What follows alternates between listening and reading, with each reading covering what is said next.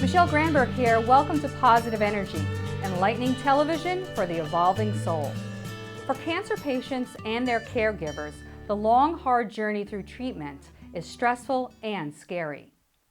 Fortunately, there are alternative and complementary therapies like yoga, massage, and meditation that have proven effective. On this show, I'm talking with Megan McQuarrie, founder and executive director of the Elixir Fund, an organization that brings comfort, hope, and support. Stay tuned. Positive Energy starts right now. Hey Megan, welcome to Positive Energy. Thank you. So I'm glad to have you here. Start out by telling us a little bit about yourself and tell us about your brother Kevin.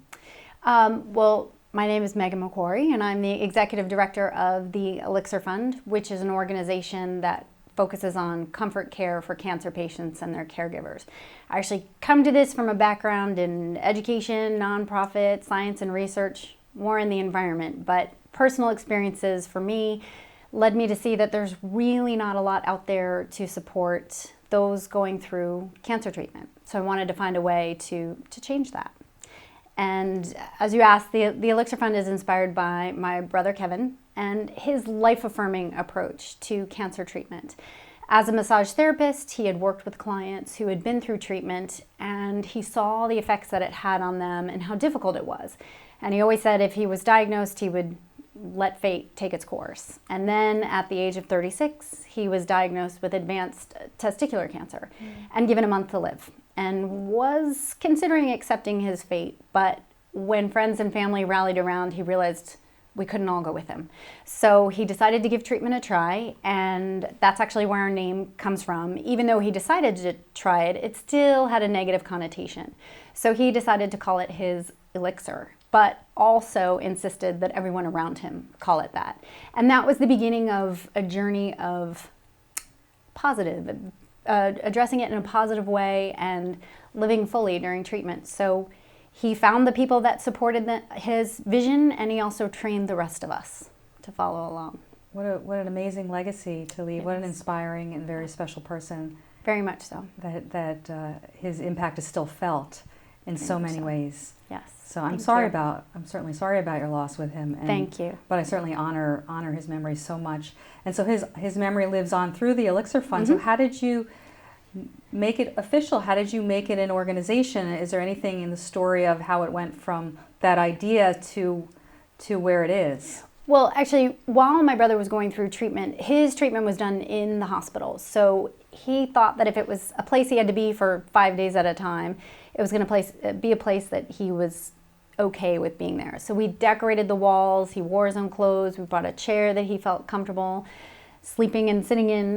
Friends provided hours of massage, and as a result, what he had feared of cancer treatment being leaving him sick and weak is not at all what he experienced. And in fact, he handled the treatment incredibly well, and he attributed that to the comfort and support that he received. He felt that helped him to stay positive and greet each next step. And so he was being treated in California, in downtown LA, and in one of the premier research hospitals. So all he had to do was look around and see that not everyone had what he had. And he wanted to find a way to pay forward what he had received and also share with people the benefits he had received from comfort care. So we actually talked about creating Elixir Fund while he was going through treatment. And unfortunately, when it became clear that he was not going to survive, I decided, with the support of my friends and family, to follow through, and literally it began with a bank account. And that's how we just opened up a bank account and started from there. It's amazing what community can do, what supportive community can do. They can really do anything. Yes. And it's wonderful that he was at least somewhat of a part of that. I mean, at least the impetus and for the idea. And I really acknowledge you for getting it off the ground, because all that goes behind the scenes, I certainly understand what that takes. And I really acknowledge it shows us as well how much the mind is such a big part, how his positive attitude and his support system were such a big part of his experience with treatment. Exactly. So tell us more about the Elixir Fund's mission. What does it hope to do in the world, and whom does it serve? What specific people, populations, and Absolutely. The basic premise of the Elixir Fund is comfort care for cancer patients and their caregivers. So that's any Both. diagnoses, both. Mm-hmm. Any diagnoses, any age, and again, both the patient and the caregiver, because it's key to the success for the patient.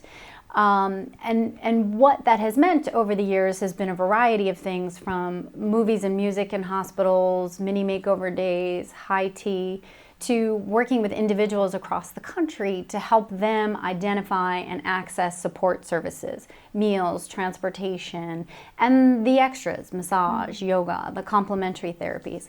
And overall, our goal is to give people a break from cancer. So often when people are diagnosed, they say, it takes over your life. It's what you think about morning, noon, and night. It's hard to make plans because you don't know where you'll be in your treatment schedule. And so often people say, I can't wait to get back to my life. And the reality is none of us are going back. We're all moving forward. So if you can take a break, if cancer doesn't have to dominate your thinking, if you can take a break for 5 minutes of meditation, an hour of yoga, 2 hours of a funny movie, you're better able to incorporate it in your life and to live. My brother didn't view it as a fight or a battle. He viewed it as living and flowing with it. And we think that by living with it, you're better prepared for what comes next, whether it is survival or not. For everybody who's part of the journey, you are better prepared to continue on with your life. And we were left with, because my brother didn't suffer, we were left with predominantly happy memories, and what a gift. Our memories are happy ones, not of my brother suffering in the last few years. Message. It's Thank just you. such an important message that's coming through from that. It's a whole other way of approaching It is. life, really, not just cancer, but a whole other way of being, a philosophy for living. Yes. Let's not resist, let's not push against it, let's not create struggle. Let's accept and focus on thriving as well, and focus on being in the moment and what we love and who we are. Exactly. And not get defined by illness. Exactly. As well. So on this show, we talk an awful lot about alternative healing, complementary therapies. So I know Kevin was a strong believer in that, and as the inspiration. Why do you as well believe so strongly in alternative therapies to help families and patients with cancer? And do you know a little bit about any evidence behind that, or the research that I know has been done?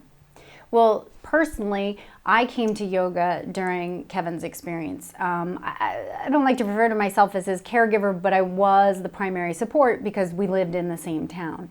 And I found a yoga class where I could literally walk out my front door and across the street. And I was able to take a yoga class, and it was an hour that I could turn everything off and not think about it and recharge, which was so important to continue to be his support system. So that has always been an important aspect for me. And when we created the Elixir Fund, and Kevin was lifelong of meditation, it really helped him during his treatment to manage his pain and to manage some of the other side effects. It was a key aspect for him. So is it the breathing, the stretching? Is it the as you're saying, sort of the pause, the time away, and the focus on the positive? Yeah, and I will say that we've integrated this, and we actually have a program we call Bridges to Wellness, which is an introduction to patients and caregivers to learn about complementary therapies. So often you hear from the doctors or nurses, oh, you should really manage your stress, so you should try meditation or you should try yoga. But if you're not a regular or even a dabbler in those complementary therapies before, it takes a lot of energy to go find and try something new. Now, people are more open to that at this time of life, but we have introduced through our program, and just having people sit in a chair, close their eyes, and breathe. That visible transformation is instant. And after half an hour, 45 minutes, an hour, they look visibly refreshed. They're brighter, they're happier, they're smiling. And we get repeat customers. And when we see people again a month, 6 months, a year later, they remember us as oh, it's so great to see you. And they tell us about how they've been continuing the practice. So it's an instant transformation. You asked about some of the evidence. Interestingly, a lot of the studies say we need more evidence, but a lot of these complementary therapies, many of them carry no risk, and the benefits have been shown, and they're tangible. We feel them. But a study done with breast cancer patients and introducing yoga at the time of diagnosis showed that they were better able to assimilate and accept their diagnosis and move forward. So it wasn't so much of the why me and struggling with that. They also had better results with fatigue. Meditation, we know that it has benefits for cognitive function, and that's one of the aspects of chemotherapy is chemo brain. It affects your memory and it affects cognitive function. So meditation, again, slightly has been shown, all of this requires more information, but it has been shown to help with that. Acupuncture has been shown some benefits with neuropathy.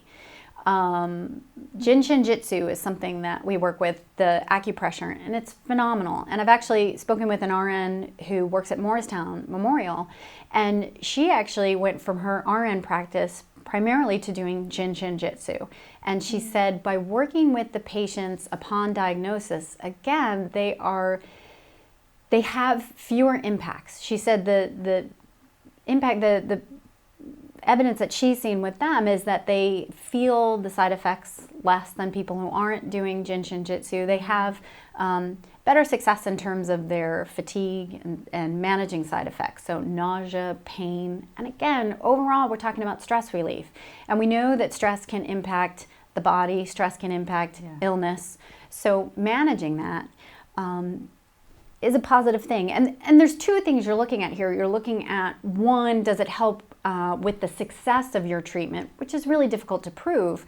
But two, does it help with how you're living and how your day-to-day is? And it does help with the day-to-day, which I think in turn helps with the success of your treatment. That's my opinion. But I think it helps with the success of your treatment. So there's kind of there's no way to lose by incorporating the complementary therapies. Yeah, it's definitely a win-win.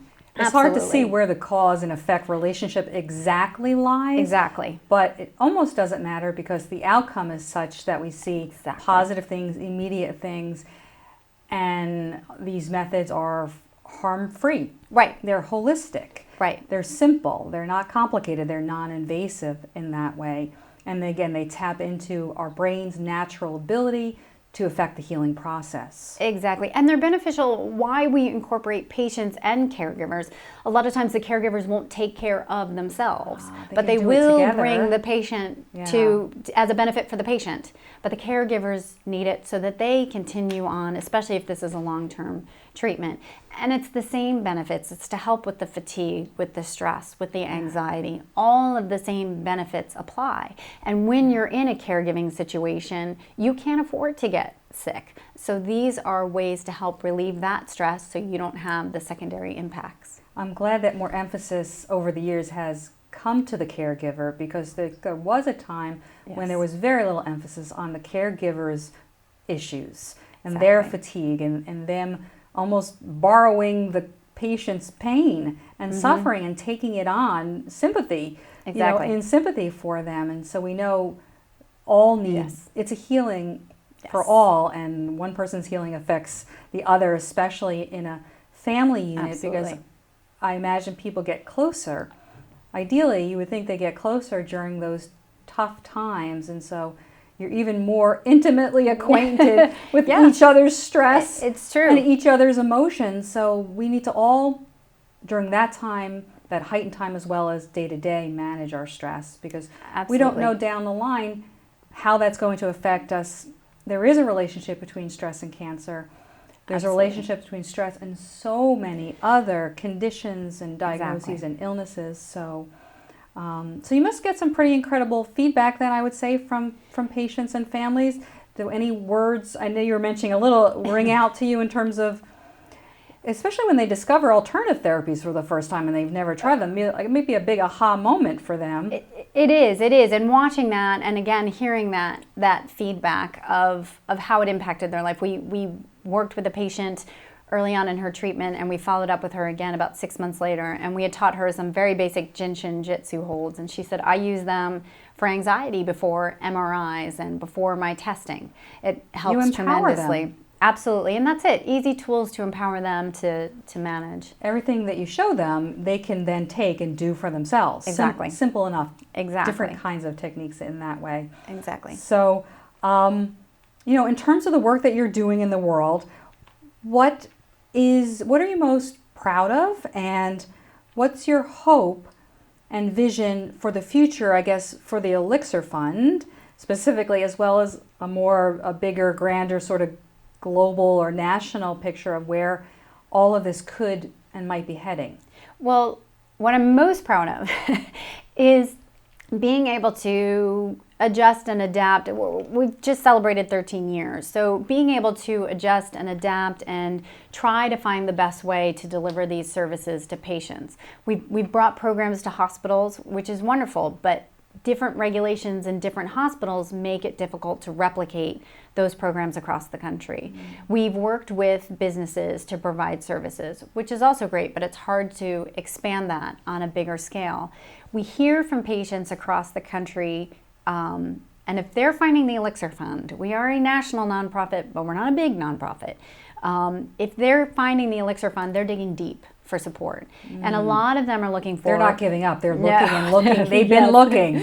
Beyond page one of Google. Beyond page one of Google.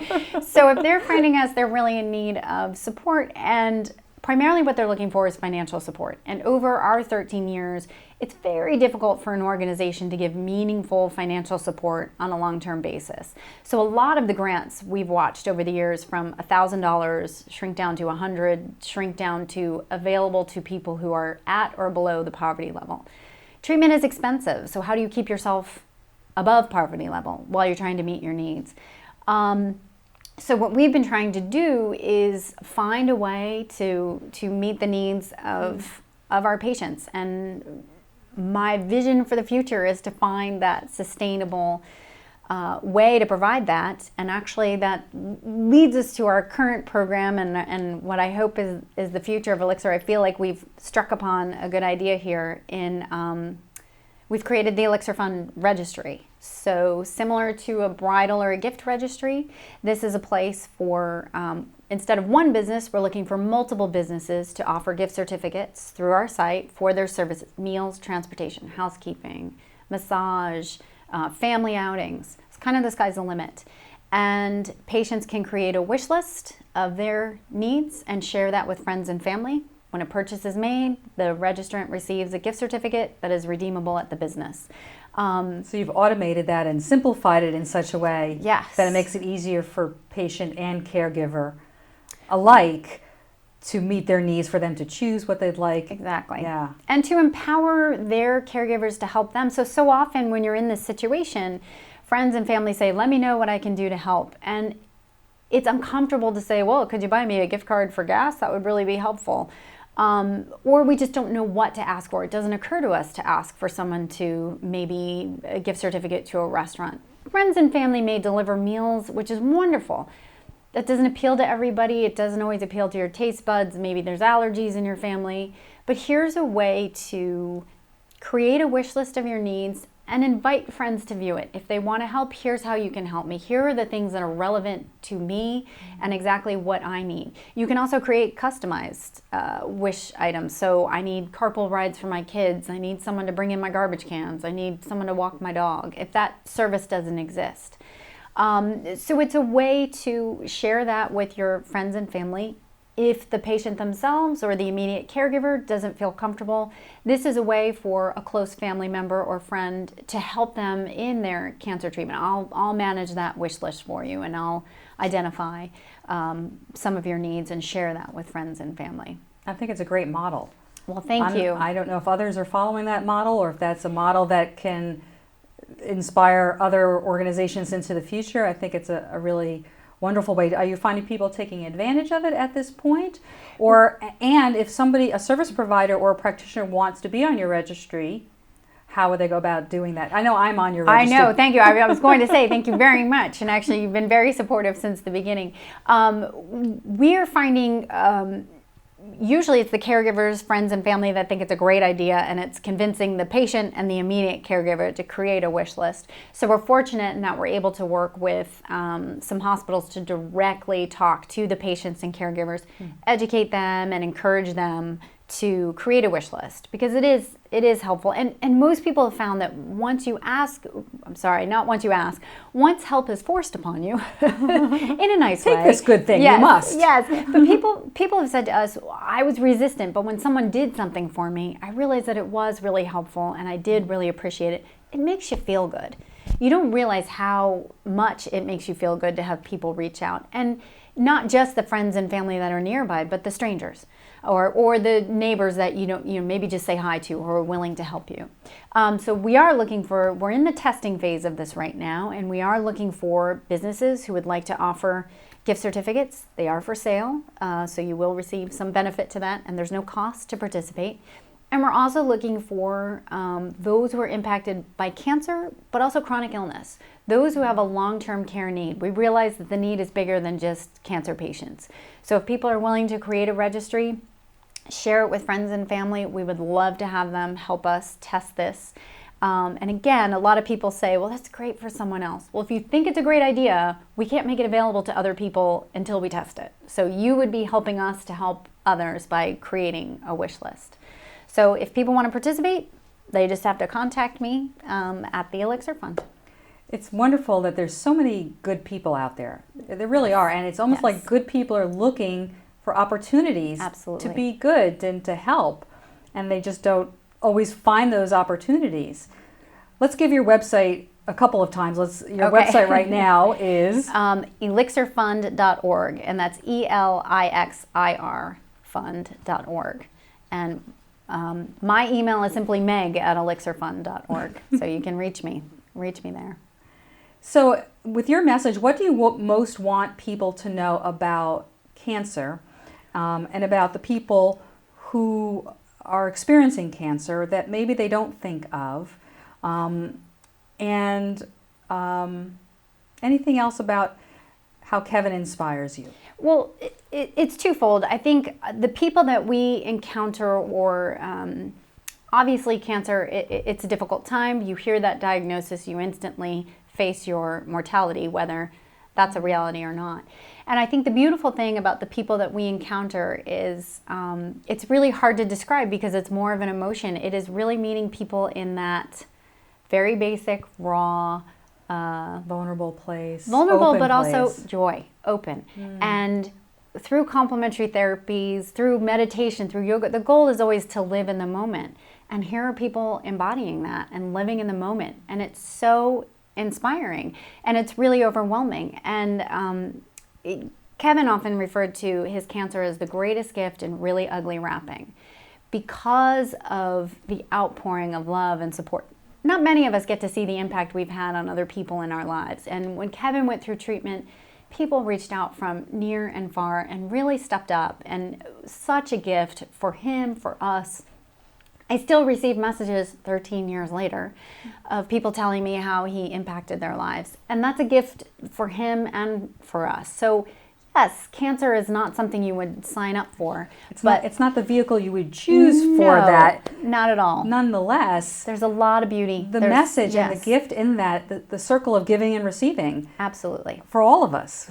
When we give, we're receiving. And then it just goes and goes and goes that way. So absolutely. Yeah, and again, that brings a whole other perspective and a whole other spin and a way of looking at this. Yes, absolutely. In that way. So are there other ways that people can help, other ways that you need help with the Elixir Fund, that if people are looking to help now? We are always looking for people to help. One thing is helping us get out the word and share. It's as simple as we are on Facebook as Elixir Fund, on Twitter as Elixir Fund. It's as simple as signing up, following us, and helping us to just share that message and get the word out. There's a variety of opportunities for people to participate. We've been very lucky in that in the last year in particular, people signing up and joining on and fundraising for us. But again, as simple as helping to spread the word, creating a registry would be great. Creating a wish list would be fantastic. And sharing that, it would really help tremendously to spread this, this very simple way to make a huge difference in people's lives. So if this cause rings home for people, absolutely, and they're affected right now personally, both as wanting to be a receiver or to be a giver, absolutely, and they're looking for a way to reach out and a way to help, I think it's something great that they can look for elixirfund.org. And in terms of your board members, is the family of Dom DeLuise the comedian? I remember that. Yes, he's no longer with us. Dom He's no DeLuise, longer with us, but his yes. family is involved. How did that come to be? I don't know if it's a story in any way. No, it actually, Dom's youngest son, David, who is also an actor, David received a gift certificate for a massage from my brother as a thank you. Aww. And my brother came over to give David and his wife a massage, and it just went from there. He became part of the family. And once you meet one of them, you're adopted by the entire family. So I met them through my brother. Dom and my brother Kevin were friends. Dom, dear, sweet, wonderful soul, absolutely fantastic person. And the entire family, his wife Carol, his sons Peter and Michael, the entire family has just been incredibly supportive. They are as genuine as they Salt appear of the to earth. be. Absolutely. And you can tell because they got involved. Not everybody gets involved. A lot of people will talk about getting involved, but it really takes someone who's really grounded in compassion and kindness and authenticity to take the next step to actually help and become part of it long range, yes, long term. They've been there since the beginning. Yes, and actually they were part of the founding. I mean, they were friends with my brother and with him throughout his treatment, and they've been committed right along and very supportive. Nice. Thank you, Megan. I really appreciate all of this information. Thank you. Is there any inspirational message or quote that you would love to leave people with? Again, I really think that everybody's journey with cancer is individual, and my brother's fear was treatment, and the PR around that is suffering and battle and a fight, and everybody's journey is their own, and they get to kind of write and chart that course. So you can make it what you want it to be. And as I said, there's a lot of laughter, there's a lot of love, there's a lot of joy that comes out of it. So own the journey. Own the journey. Embrace it. Yeah, absolutely. Yeah. Absolutely. But still, draw from the richness of what's around you and what's good. Yes. And what you're grateful for. Yes, absolutely. Yeah. So that's a beautiful message. Well, thank you. Thanks, Megan McQuarrie from the Elixir Fund, elixirfund.org, for joining us on Positive Energy. And thank you for the work that you're doing in the world. Thank you. Thanks. I hope you enjoyed our exploration of how alternative therapies can help with those who are suffering from cancer. I'll continue to bring you fascinating guests whose hearts are in the right place. Thank you for watching. Remember to breathe, be kind to one another, and join me next time right here on Positive Energy.